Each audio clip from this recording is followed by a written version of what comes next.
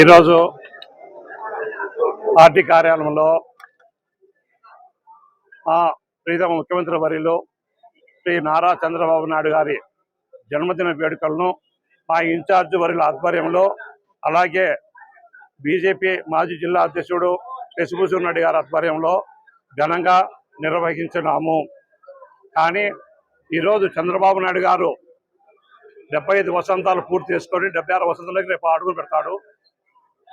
అయితే ఆయన వయసుతో నిమిత్తం లేకోకుండా ఆయనకు 100 ఏళ్ళు పూర్తి కావాలంటే 25 ఏళ్ళు మిగిలింది. ఇంకా ఆ 25 ఏళ్ళు ఆయన ధ్యేయం ఏంది? విజన్ 2020 అని చెప్పినాడు. అయిపోయింది. విజన్ 2040 అంటున్నాడు. అంటే ఇంకా 14 సంవత్సరాలు 15 సంవత్సరాలు కాలం ఉంది.